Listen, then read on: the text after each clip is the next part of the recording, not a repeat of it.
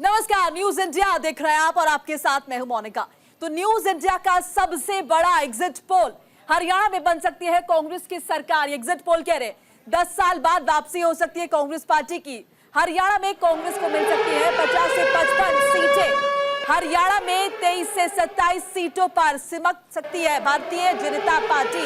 तो जो सूखा था कांग्रेस पार्टी का एक दशक से, वो सूखा अब खत्म हो सकता है और 10 साल बाद वापसी हो सकती है कांग्रेस पार्टी के एग्जिट पोल बता रहा है। देखिए, आज हरियाणा में विधानसभा चुनाव था, मतदान प्रक्रिया हुई और उसके बाद निगाहें एग्जिट पोल की तरफ। एग्जिट पोल जो कि सामने आ चुका है, नतीजे आएंगे, ऑफिशियल नतीजे आएंगे 8 तारीख को, लेकिन उससे पहले एग्जिट पोल क्या कुछ कह रहा है आपको बता रहे। हरियाणा में बन सकती है कांग्रेस पार्टी की सरकार, 10 साल बाद वापसी कर सकती है कांग्रेस। और हरियाणा में कितनी सीटें मिल सकती है कांग्रेस पार्टी को, वो भी आपको बता रहे। 50 से 55 सीटें। जाहिर तौर पर बहुत सारी कोशिश कांग्रेस पार्टी द्वारा की गई थी। जिस तरह की लहर देखने को मिल रही है, जिस तरह के आंकड़े एग्जिट पोल के आ रहे, न्यूज इंडिया के जरिए आपको बता रहे 50 से 55 सीटें। इस बीच भारतीय जनता पार्टी जो कि 10 साल से सत्ता पर काबिज है और जाहिर तौर पर कोशिश भी की बीजेपी ने और उम्मीद भी जाहिर की कि तीसरी बार कमल खिलेगा। जैसे कि केंद्र में तीसरी बार सरकार बनी है भारतीय जनता पार्टी की, वैसी ही तस्वीर हरियाणा में भी देखने को मिलेगी।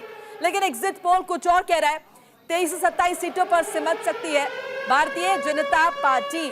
तो न्यूज इंडिया पर एग्जिट पोल आपको बता रहे हैं और इस बीच ये भी बता रहे हैं कि एग्जिट पोल क्या कह रहा है। तो आधिकारिक तौर पर नतीजे जो है वो तो देखिए 8 तारीख को आएंगे, लेकिन इस बीच हम आपको ग्राफिक्स के जरिए भी समझा रहे हैं न्यूज इंडिया का एग्जिट पोल क्या कुछ कह रहा है। हरियाणा में विधानसभा चुनाव हुए, जम्मू कश्मीर में विधानसभा चुनाव हुए, 90 सीटें दोनों ही राज्यों में। इस बीच आंकड़े बता रहे आपको ग्राफिक्स के जरिए, हरियाणा में भारतीय जनता पार्टी को 23 से 27 सीटें मिल सकती हैं।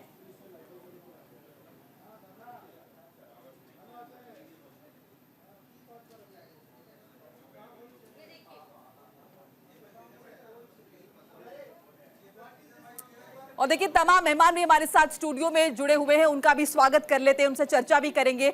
रतन शर्मा जुड़े हमारे साथ जेजेपी से, अंश वत्स जुड़े हुए हैं, कांग्रेस प्रवक्ता है, अर्जुन सिंह जुड़े हैं जो कि एनएलजी के प्रवक्ता है, प्रियंका राणा हमारे साथ जुड़ी हुई हैं जो कि राजनीतिक विश्लेषक हैं, के शर्मा साहब जुड़े हैं जो कि राजनीतिक विश्लेषक है, रवि अरोड़ा जी जुड़े हैं राजनीतिक विश्लेषक, और महेश वर्मा जी भी हमारे साथ जुड़े हुए हैं, भारतीय जनता पार्टी के नेता।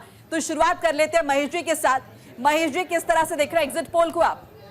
देखिए, मैं एग्जिट पोल को कभी ये नहीं कहता हूँ कि ये जो है उस आकलन से या उस अनुमान से परे हो सकता है, लेकिन जो आधार है, जो धरातल पे चीज़ें जो दिखाई दे रही है, जिस तरह का इलेक्शन कैंपेन रहा हरियाणा में, जिस प्रकार की गणित, जिस तरह का राजनीतिक समीकरण वहाँ दिखा, जिस तरह से एक बोली विचार सामने आए, जिस तरह से हरियाणा के विकास को लेकर कोई बात नहीं की गई, भारतीय जनता पार्टी इस बात को लेकर कहीं ना कहीं एग्रेसिव तरीके से, प्रधानमंत्री की रैली हो या गृह मंत्री जी का रैली हो या हमारे जो भी राष्ट्रीय नेता गए हों, उन्होंने ये बखूबी इस बात को समझाने की कोशिश करी। और हरियाणा में ये पैठ जो है, एक पैठ बनाने की कोशिश की गई थी कि भाई झूठ का बाजार गर्म करो और किसी तरह से वोट हथियाओ और अपने भ्रष्टाचारी नेताओं को जो है गद्दी पे बिठाओ। ये जो चीज़ थी, ये कहीं ना कहीं थोड़े जो लास्ट वाला जो टाइम था, 1 हफ्ते या 10 दिन का जो प्रधानमंत्री का जो एक लगातार वहाँ दौरा होता रहा, उसका नतीजा क्या था कि लोगों को समझ में आया कि अगर हरियाणा का विकास करना है, हरियाणा को कहीं एक विकास मॉडल तैयार करना है पूरे देश में, तो निश्चित रूप से कि केंद्र में अगर सरकार भाजपा की है तो हरियाणा में भी भाजपा सरकार होनी चाहिए।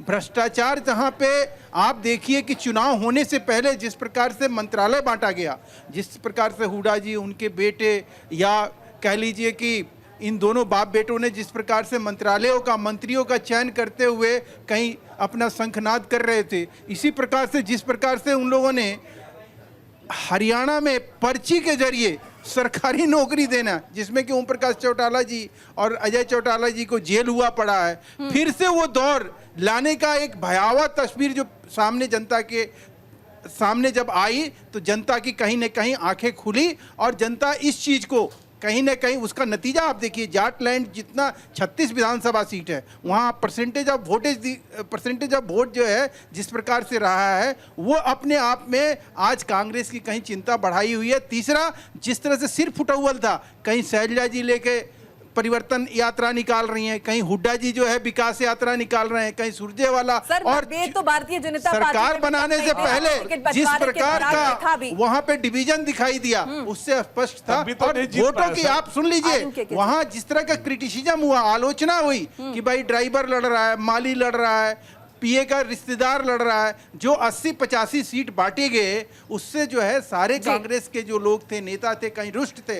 और इसका जो सबसे बड़ा अगर कोई फायदा कहीं दिखाई दिया तो वो वोटरों में दिखाई दिया। उदासीनता कांग्रेस फायदा नजर आता है। और एग्जिट पोल तो वैसे कि कुछ और ही बताइए के जी। मैं सबसे पहले तो ये देखो, ये जो जीत मुझे लग रहा है, जो न्यूज इंडिया के द्वारा जो आकलन दिया गया है, ये एग्जिट पोल मुझे ऐसा लगता है कि 65 से 70 सीट और इसमें कांग्रेस की है, 15 से 20 सीट होगी। यहाँ पे जय जवान जय किसान और जय पहलवान की जीत इसको हम कह सकते हैं। यहाँ राम रहीम यहाँ पे फेल हो गए हैं। यहाँ पे जिस तरह से राम रहीम को, देखिए सर मैं आपके बीच में नहीं बोला, राम रहीम आपको दुख, थोड़ा मिर्ची लगेगा, थोड़ा मिर्ची लगेगा। राम रहीम आपके जो जिस तरह से आप एक ऐसे सजा सर बीच में प्लीज सर आप इतने अच्छे प्रवक्ता हैं, बोलने दीजिए। आप जब बोले सर आपको 10 मिनट, सर आपको 10 मिनट, जय जवान जय किसान इसी मुद्दे पे लड़ा गया था कि किसान का एमएसपी उस पे जीत है। मैंने तो बचपन में मैं कह रहा हूँ रिकॉर्ड खरीदारी हुई है आपका ठीक है, तो आप जीते नहीं ना, आपके मुद्दे फेल हो गए ना। उसके लिए न्यूज इंडिया थोड़ी जिम्मेवार है।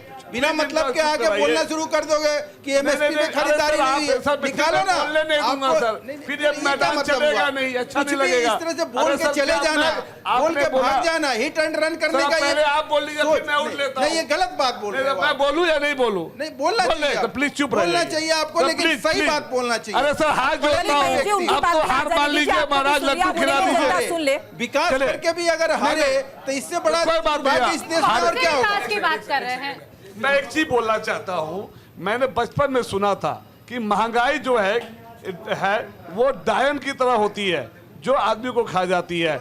और एक रामायण में बाली सुना था, यहाँ पे मैंने देखा 14% यार महंगाई दर बीजेपी जो है, बीजेपी सर प्लीज मैं उठ के चला जाऊंगा, फिर तो मैं भी आपको बोलने नहीं दूंगा। ठीक है सर, ठीक है, अपनी बात आप रख रहे हैं कि करके मौका यार, ये कोई सर एक दूसरे पर आरोप मत लगाइए प्लीज। मैं ये कह रहा हूँ कि जब जिस तरह से मैंने डायन और बाली के बारे में सुना था, यहाँ पे मैंने आज देख लिया कि बीजेपी या तो डायन की तरह खा जाती जैसे जेजेपी को खा गई, या जहां नहीं खा पाई वहां पे महाराष्ट्र में भाइयों में बाली की तरह आधी शक्ति ले लेती है। वो आधी शक्ति कैसे लेती है? पार्टी को तोड़ के, दो भाइयों में लड़ा के, चाहे वो महाराष्ट्र हो चाहे बिहार हो। तो ये तो समझिए, ये जेजेपी के साथ उन्होंने जैसा किया, खुद तो डूबे सनम, उनको भी लेके डूबे सनम। तो ये है बीजेपी। जनता इस चीज को समझ गई थी, इसीलिए इनको जय जवान जय किसान और राम रहीम के फेल कर दिया। और यहाँ पे जो महंगाई, बेरोजगारी और ये जो कहते हैं भ्रमित करने की बात कर रहे हैं, कोई भ्रमित नहीं हुआ है। ये आकलन बहुत पहले तय हो गया था कि हरियाणा में कांग्रेस सरकार बना रही है, जो वही हुआ। ठीक है, चलिए ग्राफिक्स के जरिए अपने दर्शकों को कुछ आंकड़े बताते हैं। और हरियाणा के एग्जिट पोल की हम बात कर रहे हैं और इस बीच देखिए हरियाणा विधानसभा चुनाव में किस तरह के रिजल्ट रहे। पहले देखिए जाट रीजन का जिक्र कर लेते। 2014 के आंकड़े भी अब दिखा रहे हैं अपने दर्शकों को, 19 के और 2024 में क्या कुछ अभी फिलहाल एक्सपेक्टेड है वो भी दिखा रहे हैं। एग्जिट पोल का बता रहे हैं आपको, जिक्र करें बीजेपी को 7 सीटें जो है, ये 8 जिले और 33 सीटों का हम जिक्र कर रहे हैं। 2014 में 7 सीटें मिली थी, 2019 में 9 और 2024 की अगर हम बात करें तो 4 से 6 सीटों का अनुमान जो है वो इसमें लगाए जा रहे हैं। ये देखिए अगर कांग्रेस की हम बात कर लेते हैं तो 2014 के आंकड़े आपको दिखा रहे हैं, 2019 में 4 सीटें और 2024 में 15 से 20। अगर अन्य की बात करें तो 2014 में 26 और 2019 में 20 और 2024 में 6 से 8 सीटों का अनुमान जो है वो लगाए जा रहे हैं। जीटी रोड बेल्ट रीजन का भी हम जिक्र करें जिसमें 7 जिले आते हैं और 29 सीटें आती हैं। भारतीय जनता पार्टी को 2014 में 22 सीटें मिली थी, 2019 में 14 और 2024 में यानी कि इस बार का हम जिक्र करें तो 5 से 7 सीटें जो हैं उनका अनुमान लगाया गया। कांग्रेस पार्टी को जो है 5 सीटें और 19 में कांग्रेस को 13 सीटें, 2024 में 17 से 21 सीटें। अन्य के खाते में कितने गए हैं वो भी आप देख रहे हैं। या हिरवा रीजन का भी जिक्र आपको बता रहे हैं, बीजेपी कांग्रेस का क्या क्या रहा है। 3 जिले आते हैं और 11 सीटें आती हैं और एक्सपेक्टेड क्या कुछ है वो भी आपको बता रहे हैं। 6 से 8 सीटों का एक्सपेक्टेशन है भारतीय जनता पार्टी के लिए, कांग्रेस के लिए 3 से 4 सीटों का एक्सपेक्टेशन है और अन्य के खाते में 1 सीट। ये 3 जिलों का बता रहे हैं और 11 सीटें इन 3 जिलों में आती हैं। अहिरवार रीजन की हम बात करें तो अलग अलग रीजन में ये पूरा जो क्षेत्र हरियाणा का वो बटा हुआ है। और इससे पहले देखिए एग्जिट पोल में क्या कुछ निकल कर आया था, तो ये भी जो है देखना होगा। तमाम मेहमान भी हमारे साथ जुड़े हुए हैं जिनसे हम चर्चा भी कर रहे हैं। इस बीच देखिए ग्राफिक्स के जरिए हम लगातार ये भी दिखा रहे हैं कि एग्जिट पोल्स पहले क्या कुछ कह चुके हैं और इस दफा क्या कुछ कह रहे हैं। रवि जी का रुक लेते। रवि जी क्या कहेंगे एग्जिट पोल्स के विषय में? जी, जो एग्जिट पोल आ रही है, मैं समझता हूँ कि अभी हम बहुत जल्दबाजी कर रहे हैं, क्योंकि ऐसे ही एग्जिट पोल आपको याद होगा लोकसभा चुनाव से पहले कुछ विधानसभा चुनावों में आए थे तो वो सब धराशायी हो गए थे। और मैं समझता हूँ ऐसा नहीं कि कांग्रेस सरकार नहीं बना रही, ये बात बिल्कुल सही है। और इस बात का पता जब वहाँ पे मुख्यमंत्री चेंज किया गया तब बीजेपी को पता चल चुका था जी कि वहाँ पे एंटी इनकम्बेंसी है और माहौल को संभालना भी मुश्किल है, इसीलिए सैनी जी को बनाया गया मुख्यमंत्री। लेकिन आप समझिए कि आम आदमी पार्टी ने जो काम किया, जो वहाँ पे प्रचार किया, वो वोट बैंक कहाँ, वो किसको डैमेज करे, किसको नुकसान पहुँचाएगा। नंबर 2 आप बिल्कुल रवि जी, मैं लौट रही हूँ आपके पास। तो देखिए ग्राफिक्स के जरिए अपने दर्शकों को दिखा भी रहे हैं। देशवाल रीजन में 3 जिले आते हैं, 14 सीटें आती हैं और आपको ये भी बता रहे कि एग्जिट पोल क्या कुछ कह रहा था। 2014, 19 और 2024 का जिक्र कर रहे हैं। 3 विधानसभा चुनावों के आंकड़े दिखा रहे हैं। देखिए पिछले 10 साल में भारतीय जनता पार्टी की सरकार है और इस बार क्या कुछ होने वाला है वो एग्जिट पोल्स बयां कर रहे हैं। और जो ओरिजिनल तस्वीर है, जो असल तस्वीर है, वो 8 तारीख को साफ हो जाएगी। जाहिर तौर पर सभी को इसका इंतजार है। इस बीच देखिए न्यूज इंडिया आपको दिखा रहा है किस तरह से हरियाणा में क्या कुछ प्रेडिक्ट किया जा रहा है एग्जिट पोल के जरिए, और जम्मू कश्मीर के आंकड़े भी हम आपको दिखा रहे हैं। देखिए कांग्रेस पार्टी अपनी गारंटीज लेकर आई थी, इस बीच भारतीय जनता पार्टी ने संकल्प पत्र अपना रखा था। तो 90 सीटों में क्या कुछ होने वाला है वो बताया जा रहा है। और इस बीच जैसे कि हम लगातार जिक्र कर रहे हैं कि गारंटियों को जनता ने सराहा है या फिर संकल्प पत्र को सराहा है, ये देखने को मिल रहा है। और चूंकि इस बार आम आदमी पार्टी की भी एंट्री है तो ये कहीं ना कहीं जो मुकाबला कहा जा रहा था ये 5 तरफा कहा जा रहा था। और हरियाणा में आम आदमी पार्टी की क्या भूमिका है ये भी देखना होगा। इस बीच कांग्रेस पार्टी जाहिर तौर पर खुश होगी क्योंकि बहुत सारी कोशिश भी की गई थी गारंटी लाने के जरिए, और जिस तरह से यात्रा भी राहुल गांधी ने निकाली, तो ये तमाम बातें। और कहीं ना कहीं एंटी इनकम्बेंसी भी एक बड़ा फैक्टर जो है, एक बड़ा रोल प्ले करती है यहाँ पे, क्योंकि यही शायद बड़ी वजह थी कि भारतीय जनता पार्टी को अपना मुख्यमंत्री बदलना पड़ा था। जब जेजेपी से गठबंधन टूटा था, वो कोशिश की गई थी कि वो जो लहर है एंटी इनकम्बेंसी की, कहीं ना कहीं उस लहर को ओवरकम किया जा सके। और इस बीच देखिए हरियाणा में तो चुनाव हुए ही हैं, साथ ही साथ जम्मू कश्मीर में, घाटी में, और देखिए घाटी में चुनाव हुए हैं, 3 चरणों में चुनाव हुए। इस बीच सबसे अहम बात यह भी हो जाती कि धारा 370 रद्द होने के बाद घाटी में पहली दफा चुनाव हुए हैं और यहाँ के लोग बढ़ चढ़ कर अपने घरों से बाहर भी निकले हैं, वोट भी किया है। यहाँ पर नेशनल कॉन्फ्रेंस और कांग्रेस का गठबंधन रहा। कितनी सीटें मिली है प्रेडिक्शन आपको दिखा रहे, एग्जिट पोल के आंकड़े आपको स्क्रीन पर दिखा रहे हैं। पीडीपी, महबूबा मुफ्ती की पीडीपी को कितने आंकड़े मिले हैं, 16 से 20 सीटों का अनुमान लगाया जा रहा है, ग्राफिक्स के जरिए आपको दिखा रहे हैं। तो ये भी देखना होगा कि जो मुद्दे ये तमाम पार्टियां लेकर आई हैं, इन मुद्दों को जनता ने सराहा है नहीं। और आईएनएलडी के नेता अर्जुन सिंह भी हमारे साथ जुड़े हुए हैं, उनकी प्रतिक्रिया भी ले लेते हैं। अर्जुन जी, किस तरह से देख रहे हैं एग्जिट पोल्स को? एग्जिट पोल पता, मैं इस एग्जिट पोल से सहमत नहीं हूं। कि देखिए अगर बात करें हम जेजेपी की, जिसने राज किया 4 साल मलाई गए, या भारतीय जनता पार्टी के साथ मिलकर, देखिए मेरी आवाज मुझे टकरा रही है, मैं आवाज मुझे कुछ समझ नहीं आ रहा है। हमें समझ में आ रहा है आप क्या कुछ बोल रहे हैं। नहीं, आपको तो समझ में आ रहा है ना, मेरी आवाज भी तो। मैं रिक्वेस्ट करती हूँ टेक्निकल टीम से कि अगर उसको कुछ एडजस्ट कर पाए, इनकी आवाज वापस लौट के उन्हीं के पास जा रही है। देखिए कहीं ना कहीं अभी ये एग्जिट पोल ही है, नतीजे नहीं है। और जब नतीजों में जाकर कहीं ना कहीं ये बदलेंगे तो ये तस्वीर अलग ही होगी। आईएनएलडी मैं आपको बता रहा हूँ 8 से 10 सीटों पर जीत दर्ज कर रही है और बहुत सीटों पर नेट टू नेट फाइट है। और हमारे साथ बीएसपी की भी 2 से 3-4 सीटें आएंगी। ये बिल्कुल इस मैं सहमत नहीं हूँ इस एग्जिट पोल से, और ये बहुत अभी इसमें बहुत कुछ बदलाव आएगा। ठीक है, प्रियंका जी आप। और देखिए, हरियाणा के अंदर डबल इंजन की सरकार, बड़े बड़े दावे, लेकिन वहीं डबल इंजन के साथ साथ डबल एंटी इनकम्पेंसी भी इस बार फेस करनी पड़ेगी। ये तो मान ही चुके हैं कि कांग्रेस की सरकार आएगी, लेकिन आंधी तूफान या सुनामी ये डिसाइड अब 8 तारीख को होने वाला है, क्योंकि वहां पर जो अहम मुद्दे थे वो थे जवान, किसान और पहलवान के। किस तरह से अग्निवीर की अग्नि बीजेपी के हाथ जलाती है ये भी देखना बाकी है, और किस तरह से महिला पहलवान और किसान का तिरस्कार कैसे हुआ ये भी देखना बाकी है, क्योंकि हरियाणा के अंदर जो लोग हैं वो बहुत इमोशनल जुड़े होते हैं इन मुद्दों से, क्योंकि किसानों को किस तरह से आतंकी और यहां तक कि बोल दिया गया कि वहां पे बलात्कार हो रहे थे, किसान थे या नॉन किसान थे, इस तरह के जो स्टेटमेंट आए वो भी चीफ मिनिस्टर के द्वारा, इस तरह के स्टेटमेंट से लोग आहत भी थे। और जिस तरह से महिला पहलवानों का तिरस्कार हुआ, वहां हर एक नौजवान के मन में एक टीस है, महिलाओं के मन में टीस है।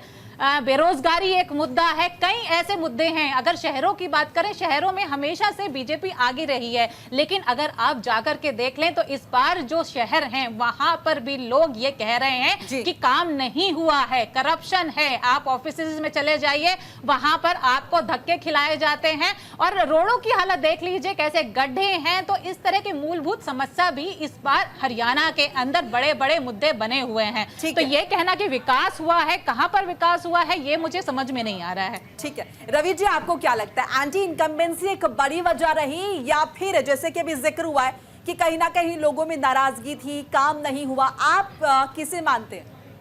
ममता जी, ये बात सही है कि हरियाणा के अंदर जो 10 साल से ज्यादा ऐसे वहाँ पे इतिहास रहा है कि 10 साल से ज्यादा कोई भी पार्टी सरकार दोबारा नहीं बना पाती, हैट्रिक कभी किसी ने नहीं मारी। और दूसरी बात मैं आपको बता दूं कि वहाँ पे करप्शन था, कई शहरों में जो है करप्शन देखने को मिल रहा था, खासकर कुछ लाइसेंसिंग डिपार्टमेंट में या दूसरे विभागों में, खासकर शहरी एरिया के अंदर आप देखेंगे, तो इस वजह से बीजेपी काफी नुकसान देखने को खासकर। रवि जी, कुछ तकनीकी कारणों की वजह से आपकी आवाज नहीं आ रही, मैं लौट रही हूँ आपके पास। आसिफ जी का रुख कर लेती हूँ। आसिफ जी, आप संतुष्ट हैं या फिर आप भी कहेंगे कि सीटें ज्यादा आएंगी, क्या प्रेडिक्शन? देखिए, 8 तारीख का इंतजार कीजिए। नफरत के ऊपर मोहब्बत कितनी हावी होती है ये 8 तारीख को पता चलेगा कि जनता मोहब्बत के साथ या नफरती लोगों के साथ। मोहब्बत बहुत है, जितनी एग्जिट पोल में आपको नजर आ रही है मोहब्बत और आएगी। एग्जिट पोल तो हम देखते आ रहे हैं शुरू से, इसमें कोई दो राय नहीं है, अक्सर बदलते हैं, इसलिए ज्यादा इस पे खुश होने की जरूरत नहीं है। हमने देखा किस तरीके से एग्जिट पोल चले, 11 बजे तक 400 प्लस चल रहे थे, कोई 450 दिखा रहा था, नतीजा क्या हुआ सबके सामने है। नफरत किस तरीके से हारी थी 8 तारीख को, और फिर 8 तारीख को नफरत बहुत बुरी तरीके से आ गई। वही 8 तारीख को नरेंद्र मोदी जी 63 सीटें हार गए थे, वो नफरत की नतीजा था। वो मोहब्बत की बात थी कि इंडिया गठबंधन 63 प्लस चला गया था। अच्छा। आज बात करें मुद्दों की, हम जो मुद्दे जम्मू कश्मीर के, हरियाणा के हों, देश के तमाम मुद्दे एक हैं। देश के अंदर भारतीय जनता पार्टी की नीति क्या है सबको मालूम है। इन्होंने कहा था 35 रुपए पेट्रोल देंगे, बाद में चुनावी जुमला बना दिया। 15 लाख का वादा किया, वो चुनावी जुमला था। महंगाई को लेके भी हमारे भाई सुन रहे थे, हम कह रहे जब 14 में इतनी महंगाई थी, तो महंगाई डायन तो 14 में खा गई कि आपको कौन सा बख्शेगी। आज आंकड़े महंगाई के सबसे ऊपर है। रही दूसरी बात, आपने का विकास हो रहा, सबसे ज्यादा हिंदुस्तान पे कर्ज लेने वाले हमारे देश के प्रधानमंत्री नरेंद्र मोदी जी के नेतृत्व में सबसे ज्यादा कर्जदार हिंदुस्तान के नागरिक को बनाया, वो नरेंद्र मोदी जी ने बनाया। ये भी देश देख रहा है। ये देश को बताना पड़ेगा भारतीय जनता पार्टी के लोगों को कि कर्ज आपने क्यों लिया। कर्ज जब लेता आदमी कहता है मैंने बहुत विकास किया, घर बेच के कर्ज लेना और कह देना बिल्डिंग बहुत बढ़िया बना दी, इसे विकास नहीं कहते। इसे क्या क्या कहते हैं, अल्फाज में मुझे अच्छा नहीं लगेगा, बड़ी दिल को ठेस पहुंचेगी ऐसे अल्फाज बोलते हुए। तो आज देश के अंदर किस तरीके से बदलाव है, इसकी शुरुआत 8 जून को हो चुकी है। हर स्टेट के अंदर भारतीय जनता पार्टी चुनाव हारती जाएगी। इसी का नतीजा है महाराष्ट्र और झारखंड में भारतीय जनता पार्टी चुनाव कराने से डर रही थी, और उसी का नतीजा है जहां बाय इलेक्शन होने थे वहां अभी तक भारतीय जनता पार्टी ने, इलेक्शन कमीशन ने, जो भारतीय जनता पार्टी के कहने पे चलता है, चुनाव डिक्लेयर नहीं किए। दहशत हार की कितनी ज्यादा है ये देश देख रहा है, और देश को मालूम है जब जब चुनाव भारतीय जनता पार्टी डिक्लेयर कराएगी तब तक ये नफरती लोग हिंदुस्तान से, सत्ता से बाहर होते जाएंगे। ठीक है, महेश वर्मा जी, देखिए डैमेज कंट्रोल की कोशिश तो बहुत की गई, जिसे हम एंटी इनकम्बेंसी का जिक्र करे थे, मुख्यमंत्री जो है कहीं ना कहीं बदले गए। उसके बाद जब हमने देखा फुगाट को टिकट मिला, उसके बाद भी कोशिश की गई कि कोई ज्यादा प्रतिक्रियाएं ना दे इस मामले पर। बीच में टिकट बंटवारे के दौरान भी बहुत ज्यादा कहीं ना कहीं अंतर कलह देखी गई, लेकिन आपको लगता है कि शायद वो डैमेज कंट्रोल उतना काम नहीं आया और उसी का नतीजा, या फिर कहेंगे कि चूंकि 10 साल का वक्त हो गया था और शायद जनता को बदलाव चाहिए? आपको क्या लगता है? देखिए मुल्का जी, जो 2014 के बाद जो है ना, 2019 एक ऐसा पड़ाव था राजनीति में जहाँ पे राजनीति की दशा और दिशा दोनों बदल गई। क्योंकि आप याद करिए कि 1967 में एक सामाजिक क्रांति के नाम पर दक्षिण से एक वर्ण और जाति के आधार पे जो है राजनीति शुरू हुई, जो नॉर्थ इंडिया में 89 में मंडल कमीशन के रूप में आई, और वो लगातार जो है उसके जरिए जो है एक परिवार यहाँ स्थापित होता चला गया, एक राजनीतिक जो है वर्चस्व ऐसे स्थापित कर लिया गया और वही परिवार फलता फूलता चला गया। अब हुआ क्या कि अब जैसे हमारे जो कांग्रेस के मित्र, तस्वीरें दर्शकों के साथ ये साझा कर ले। हरियाणा के मुख्यमंत्री को देख रहे हैं, नायब सिंह सैनी, और इस वक्त ईश्वर का नाम लेते हुए, जाहिर तौर पर बड़ा दिन है आज, वोटिंग हुई है, मतदान प्रतिशत हमने देखा कि मतदान हुआ है, लोग अपने घरों से बाहर निकले हैं, मताधिकार का इस्तेमाल किया, 5 साल बाद ये मौका मिला है।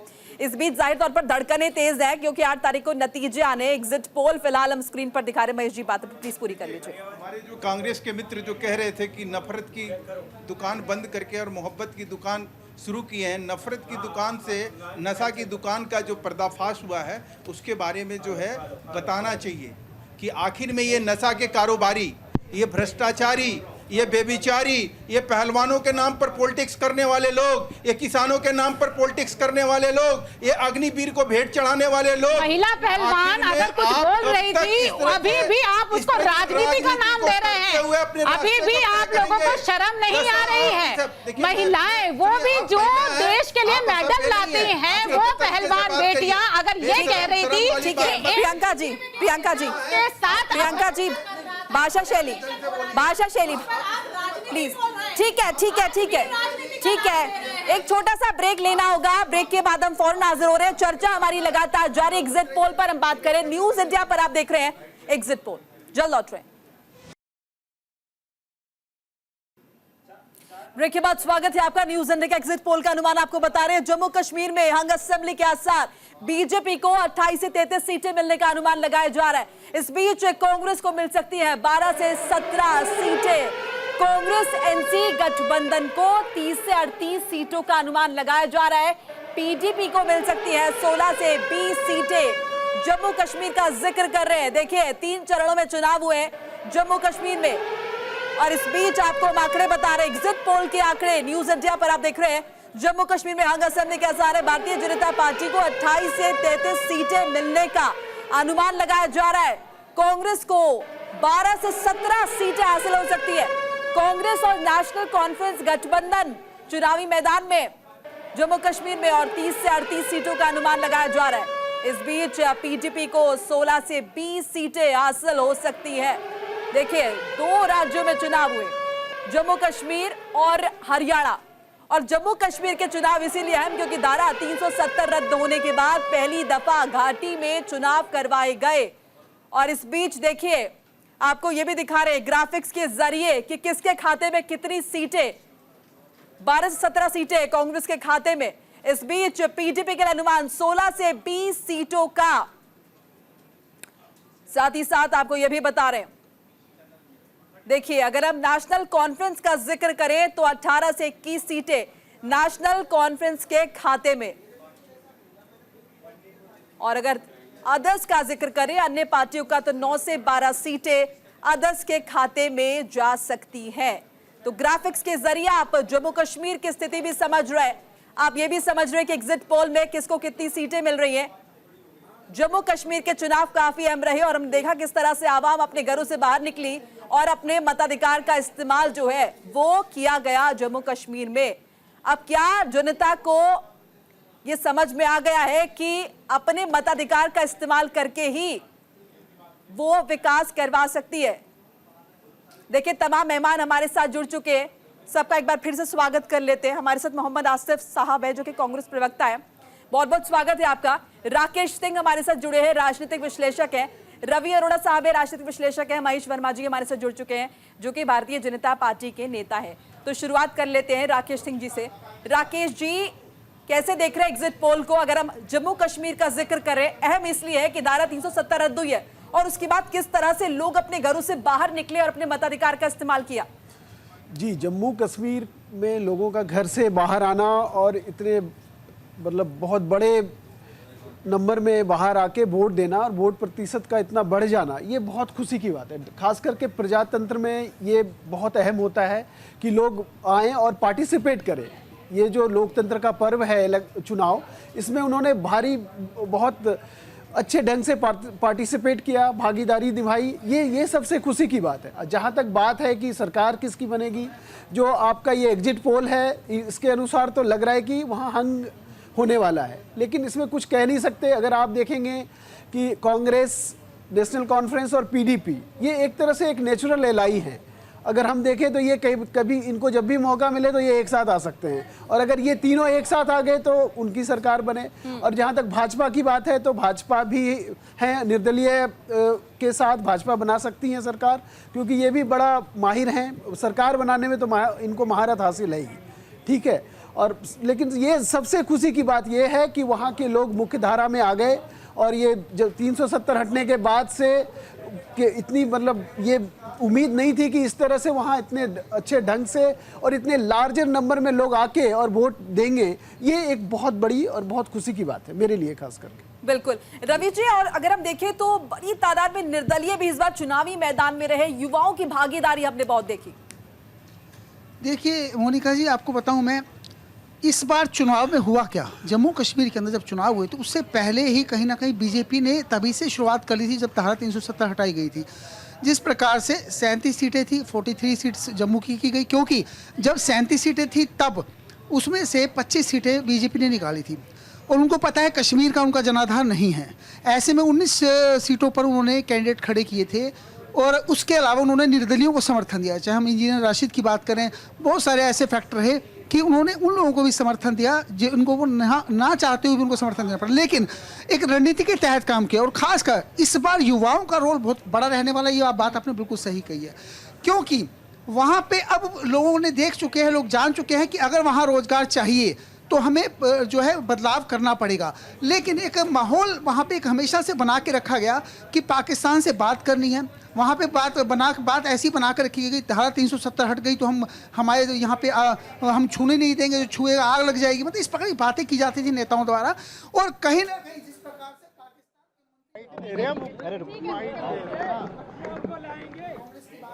चाहे वो नेशनल कॉन्फ्रेंस की बात की, मतलब लगातार जिस प्रकार से बयान बीच बीच में आते रहे, तो ऐसे में वहाँ की जनता जानती है कि पाकिस्तान का क्या हाल है और उसके कभी भी टुकड़े हो सकते हैं, कितने टुकड़े हो सकते हैं, ये कश्मीर के लोग जानते हैं। लेकिन क्योंकि वहाँ पे जो तादाद है, इस बार जो चुनाव हुए इसके अंदर जितने वोट प्रतिशत पड़ा, देखिए 20% पर सत्ता बन जाती थी, सरकार बन जाती थी, मंत्री चुने जाते थे, सब कुछ हो जाता था। लेकिन इस बार जिस प्रकार से वोट पड़ा है, इससे स्पष्ट हो गया है कि उन लोगों को वो भी बदलाव चाहते हैं, लेकिन क्योंकि वहाँ पे बुलेट का अभी भी कहीं ना कहीं डर बना हुआ है, इसलिए वो बोलना नहीं चाहते, मतलब पूरा साइलेंट रहा। वो बीजेपी के एक पक्ष में नहीं बोले, लेकिन वोट किसको दिया अभी कोई नहीं जानता, क्योंकि अगर वहाँ पर रोजगार चाहिए तो वो जानते हैं बदलाव की जरूरत है। और जो पिछले आज़ादी से लेकर अब तक जो वहाँ पे माहौल रहा, ऐसे में क्योंकि मैं काफ़ी लोगों से जुड़ा हुआ हूँ वहाँ पे, तो मैं उनसे बात करता हूँ, रोजगार उनको भी चाहिए, लेकिन एक नफरत का माहौल एक पार्टी के लिए, एक विशेष समुदाय के लिए जब बात की जाती है वहाँ पे, तो इस प्रकार का माहौल जो बना के रखा जाता है। लेकिन अगर रोजगार की बात, ये आने वाले समय में 8 तारीख को हमें पता चलेगा कि वहाँ की जनता ने रोजगार को चुना है या वहाँ की जनता ने उसी माहौल को चुना है जो उन्हें धारा 370 के रहते मिल रहा था। क्योंकि अब जिस प्रकार से वोट प्रतिशत बढ़ा है, आज विपक्षी पार्टियों के लोग भी जाके जिस प्रकार से वहाँ पे बर्फ के अंदर खेलते हैं और अपनी फोटो वायरल करते हैं, तो उससे ये स्पष्ट हो चुका है कि आज वहाँ पे शांति है, आज वहाँ पे काम रोजगार चल रहा है, स्कूली बच्चे स्कूल जा रहे हैं, रेगुलर जा रहे हैं, तो ये अपने बहुत बड़ी बात है, बहुत बड़ा मैसेज है। लेकिन क्योंकि वहाँ पे बुलेट की बात का डर अभी भी बना रहता है, क्योंकि टारगेट किलिंग चल रही है वहाँ पे, इस वजह से कोई खुलकर नहीं बोलता। लेकिन वहाँ पे किसको उन्होंने वोट दिया है ये तो आने वाले टाइम ही बताएगा कि सच में उन्होंने वहाँ का जो पुराना माहौल था, जो वो सत्ता का दौर था, जब अलगाववादियों को जवाई बनाकर रखा जाता था, उन पे करोड़ों रुपया खर्च किया जाता था, पूरे देश की जनता का जो पैसा था। 370 रद्द होने के बाद ये पहली दफा चुनाव हो रहे हैं और जिस तरह से लोग बाहर निकले, तो कहीं ना कहीं बड़ी कामयाबी और कहीं ना कहीं पॉजिटिव रिस्पॉन्स, जन कल्याण के कार्य किए, जो जम्मू कश्मीर में अमन शांति और खुशहाली को मजबूत किया है। मुझे पूरा विश्वास है कि जम्मू कश्मीर में प्रचंड बहुमत के साथ जम्मू कश्मीर की अगली सरकार बीजेपी की होगी और जनता के सहयोग से हम ये चुनाव जीतेंगे और बीजेपी की सरकार बनेगी। तो रविंद्र रैना को आप सुन रहे थे और इस बीच महेश जी अपनी बात रखिए। देखिए, वहाँ जो एक परंपरा बनी हुई थी कि बुलेट के जरिए जो है या आतंकवादियों का भय दिखाकर या आतंकवादियों का, जैसे अभी रवि जी ने कहा कि उनको बिरयानी खिलाकर या प्रधानमंत्री के साथ बैठक करके, या वो 4-5 परिवार ही होते थे जो कि पूरे जम्मू कश्मीर के सारे जितने बजट जाते थे उसको खा पी के वो बराबर कर देते थे। और मज़े से आप ये देखिए, वहाँ आतंकवादियों को बाहर तक का, विदेश का भी ट्रीटमेंट दिया जाता था। लेकिन सबसे बड़ी आज वहाँ जमहूरियत की जीत हुई है। अगर सबसे बड़े पैदान पे आप कोई चीज़ रख के बात करें तो अभी हाल फिलहाल 8 तारीख को क्या होगा क्या नहीं होगा, लेकिन पाकिस्तान का जो एक राग होता था, पाकिस्तान परस्त जो लोग वहाँ थे, जो ये कहते रहते थे, वो कांग्रेस, नेशनल कॉन्फ्रेंस, पीडीपी, ये तमाम अलगाववादी सोच जो थी, जो धारा 370 का विरोध करते हुए सुप्रीम कोर्ट तक पहुंची, ये कहीं वहां की जनता ने मोहर लगा के 68% मतदाताओं ने ये बता दिया और जता दिया कि जम्मू कश्मीर में जो है धारा 370 का हम समर्थन करते हैं। तो सबसे पहले अगर किसी की जीत हुई है तो जम्मू कश्मीर की जनता की वहां जीत हुई है। दूसरी बात कि जो अभी हाल में ही है, हम लोकसभा चुनाव का परिणाम देख लीजिए, उस परिणाम को कहीं अगर अनुमान और आकलन के तहत उसका एनालिसिस किया जाए, उसको अच्छे से समझा जाए, तो हमारी जीत वहां पे, हम सरकार बनाने जा रहे हैं, हमारे वोट प्रतिशत बढ़े हैं। हमारी जो आज आकलन जो एग्जिट पोल में दिखाया जा रहा है, जो बताया जा रहा है, वो ऐसे हवा में नहीं बताया जा रहा, लेकिन हम एग्जिट पोल को से ज्यादा तवज्जो उस बात को देंगे जो 8 अक्टूबर का रिजल्ट आएगा। क्योंकि हमने हरियाणा में ये देखा है मोनिका जी कि पिछली बार के एग्जिट पोल में हम 65 से 70 सीट जीत रहे थे और 15 से 20 सीट पर जो है कांग्रेस सिमटी हुई थी, और वही कांग्रेस कहां पहुंच गई और हम 40 सीट पे आके सिमट गए। तो ये एक प्रकार का आकलन अभी चुनाव नतीजों से पहले करना, मैं समझता हूं कि उसमें सिर्फ अगर एक चीज काम करेगा एग्जिट पोल में, और वो ये है कि चुनाव लड़ने की आपकी रणनीति क्या रही, विकास कहीं लोगों ने अगर उसका आस्वादन किया है, उनको याद दिलाना, उनको बताना कि अब भ्रष्टाचार के जरिए शासन और प्रशासन नहीं चल रहा है, अब नशा के जरिए, नशा का धंधा अगर लोग देख रहे हैं कि हो रहा है कहीं पंजाब हरियाणा में, और वहां कांग्रेस के लोग मिल रहे हैं, पकड़ में आ रहे हैं, वो अब ये चुनाव में जो अभी ये नशा वाला जो हुआ था ना, इसकी वजह से दृश्य बदला है। उनसे भी उनका रिएक्शन ले लेते हैं। किस तरह से देख रहे हैं आसिफ जी, कहीं ना कहीं जो लोग इतनी बड़ी तादाद में बाहर निकले हैं, धारा 370 रद्द होने का वेलकम किया जा रहा है? देखिए, कांग्रेस गठबंधन ने साफ तौर पे कहा सबसे पहले राज्य का दर्जा दिया जाएगा, जिसको बाद में आके भारतीय जनता पार्टी को बोलना पड़ा। 370 बहाल की पहली जाएगी। बार आपने कांग्रेस का मैनिफेस्टो पढ़िए, उसके अंदर आपको मिल जाए क्या आप मदद है बताइए क्या ना सर। नहीं पढ़ा था ना आपने, पूरे चुनाव में आपने कहा, हमने कहा कांग्रेस सरकार बनने के बाद में पूर्ण राज्य का दर्जा मिलेगा, आपके मैनिफेस्टो कमेटी का चेयरमैन बोला कि आतंकवादियों को छोड़ देंगे, कश्मीर में हम सत्ता में आए तो आतंकवादियों को छोड़ देंगे। उसका कोई आज तक आप लोगों ने क्लैरिफिकेशन नहीं दिया, बात उनकी भी आ जाने दीजिए। ये अपने आप में ये समझ में आता है। महेश जी, उनकी बात भी आ जाने दीजिए। सोच कितना बड़ा वहां पे आप लोग लेकर चले थे। ठीक है महेश जी, ठीक है, बोलिए। शायद 19 का चुनाव देश का ऐसा चुनाव था जिसने देश की दिशा को बदला, देश को बदला, और पहली बार हमारे सैनिक की शहादत पर फोटो लगाकर देश के प्रधानमंत्री नरेंद्र मोदी जी ने वोट मांगी। ये पहला दुर्भाग्य होगा देश का, जो सैनिकों के नाम पे वोट मांग रहे थे, वो आज देश की बात कर रहे हैं। वही लोग जो पीडीपी के साथ 3 साल सरकार में शामिल रहे, उनके मुंह से एक अल्फाज पीडीपी सर, मुखालफत तो आप भी नेशनल नहीं, सुन लीजिए आप, या तो मेरे को बोल दीजिए। मैं कहता हूँ हमारा गठबंधन हम कब मना किया, मैं उनकी बात कर रहा हूँ जो कोसते थे, अब फिर कोस रहे थे चुनाव के अंदर, फिर पीडीपी से बात कर रहे हैं पर्दे के पीछे से, मैं उनकी बात कर रहा हूँ। जो पाकिस्तान परस्त की बात करते थे, उसी पीडीपी की बात कर रहा हूँ, उसी भारतीय जनता पार्टी की बात कर रहा हूँ। नियत और नेयत किस तरीके से सत्ता के लिए भारतीय जनता पार्टी की बदलती है, पूरा देश देखता है। किस तरीके से भ्रष्टाचार की बात करने वाले लोग, देश के प्रधानमंत्री हर जगह रैली में कहने के लिए कि इतने 1000 करोड़ का उठा लिया है, और 4 दिन बाद साथ बगल में बैठा के आ गया मेरा बच्चा, वो मुख्यमंत्री है भारतीय जनता पार्टी के अंदर। ये भ्रष्टाचारी नहीं है, वो मैंने जब झूठ बोला था, ये देश को झूठ बोलने वाले लोग आज देश को बरकरार, कौन सी वॉशिंग मशीन, कौन सा पाउडर लेके चलते हैं, जरा बताते भारतीय जनता पार्टी के प्रवक्ता जिनको भ्रष्टाचारी कहते थे। अभी हुड्डा जी के बारे में कह रहे थे क्या होगा 11, एक सेकंड जी, हरियाणा पे भी आ रहा हूं मैं, किस तरीके से आप 10 साल सत्ता में रहे, तब कुछ नजर नहीं आया आपको, नजर नहीं आया, नजर एक चीज आई, सिर्फ जो भारतीय जनता पार्टी भ्रष्टाचार किया, विकास किया। अगर विकास हिंदुस्तान में 10 साल में किसी का वो भारतीय जनता पार्टी का विकास हुआ, हर जगह कार्यालय जिले खरीद के भारतीय जनता पार्टी को कौन सा पैसा था देश को बताइए। इसीलिए आज देश आपको दिन पर दिन नीचे जाता जा रहा है और भारतीय जनता पार्टी हर स्टेट में चुनाव। ठीक है राकेश जी, किस तरह से देख रहे हैं आप इन आंकड़ों को?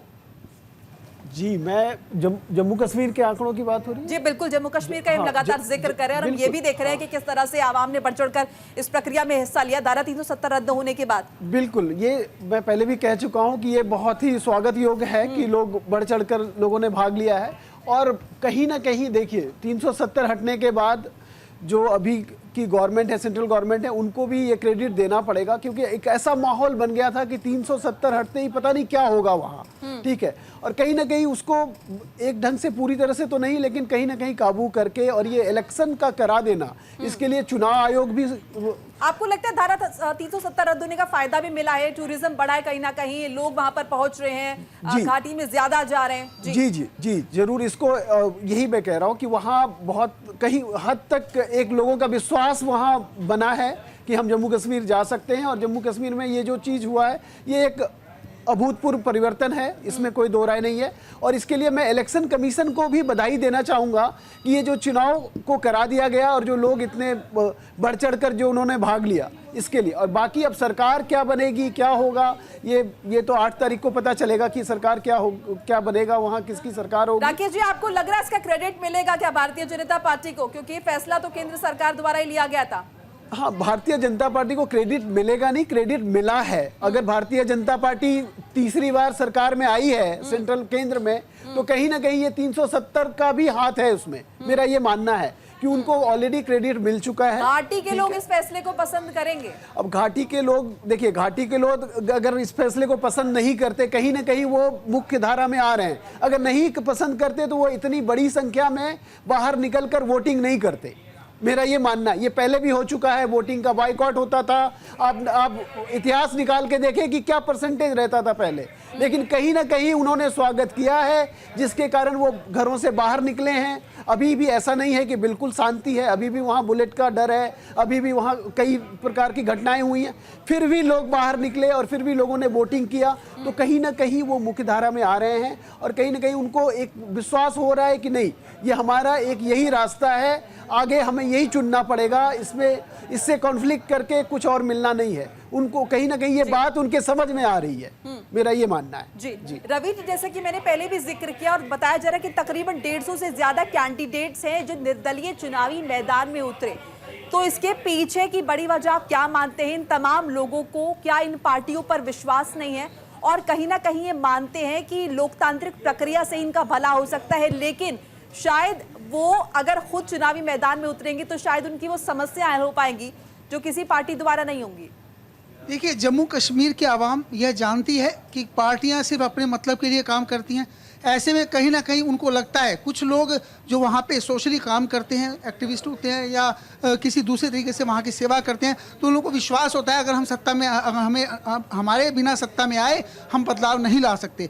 तो ऐसे लोग खड़े हुए और उनको कहीं ना कहीं मुझे लगता है इस पर खुद भारतीय जनता पार्टी ने भी समर्थन दिया है। आप समझिए इस बात को, जम्मू कश्मीर के अंदर जम्मू का एक एरिया जिसके अंदर बॉर्डर 0 लाइन पर वहाँ पे सेंटर बनाया गया, वोटिंग सेंटर। वो सबसे बड़ी बात, वहाँ गुरुद्वारा सरदार कम्युनिटी के लोगों ने लंगर चलाए कि दूर दराज के लोगों वहाँ से अगर वोट करने आएंगे तो उनको बाकायदा खाना खिला के भेजा जाए। ये अपने में बहुत बड़ी बात थी। मतलब 0 लाइन पे दूसरी साइड सियालकोट पड़ता था पाकिस्तान का, लेकिन वहाँ पर खड़े होकर जहाँ से बॉर्डर नज़र आ रहा है, दूसरी एरिया नजर आ रहा है पाकिस्तान का, वहाँ पर वोटिंग हो रही है। ये अपने आप उन्होंने बताया कि 66 साल बाद यहाँ वोटिंग होने जा रही है।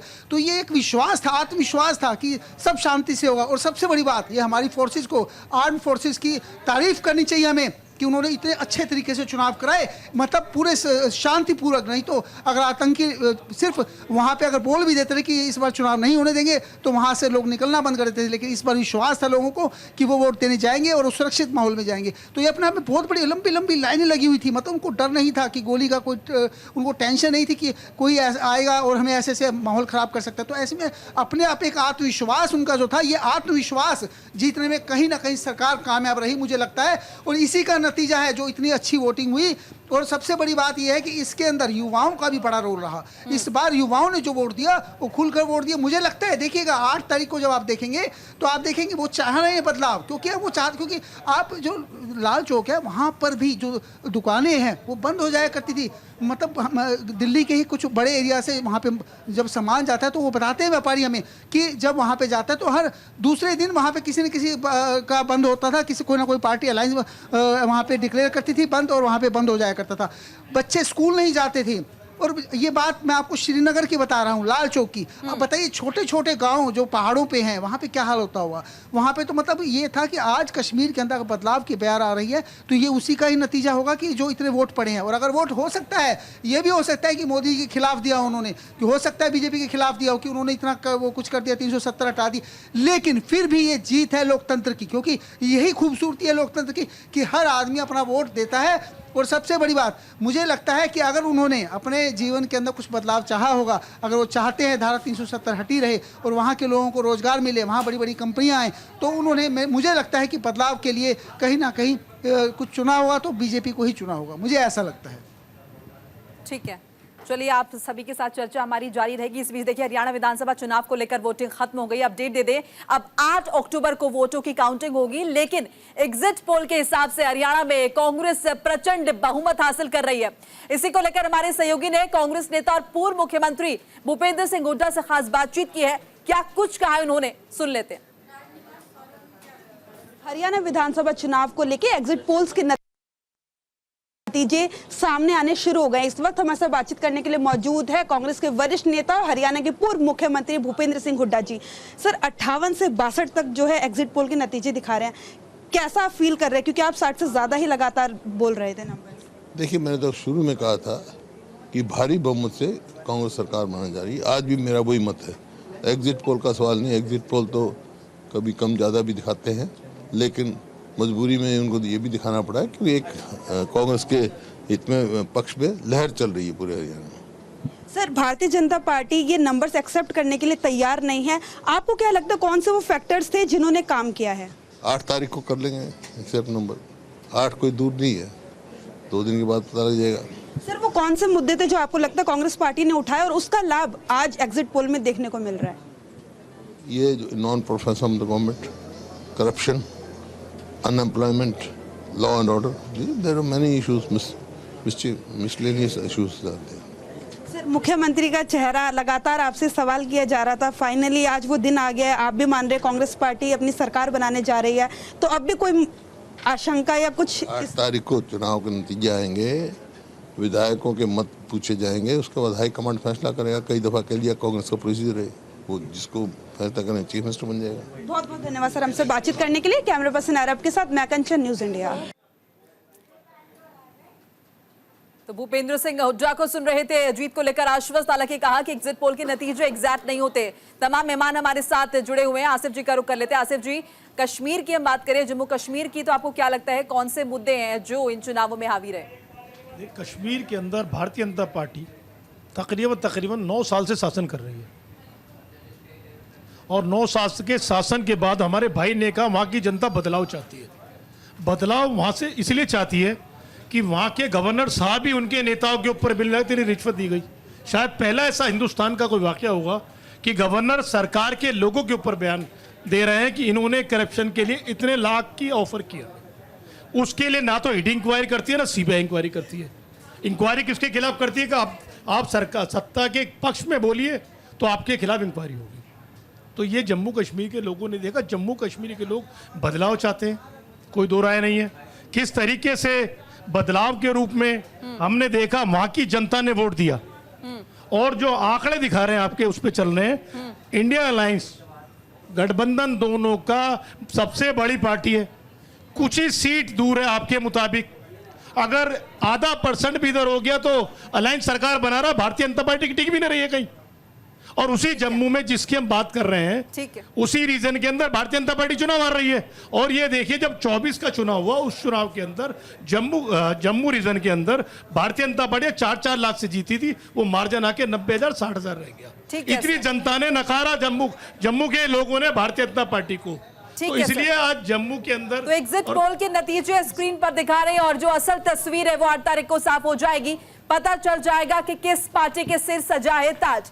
और आप सभी मेहमानों का बहुत बहुत शुक्रिया हमारे साथ जुड़ने के लिए, अपनी कीमती राय में देने के लिए। और इसी के साथ इस बुलेटिन में फिलहाल इतना ही। लगातार खबरों के लिए आप देखते रहिए न्यूज़ इंडिया। नमस्कार।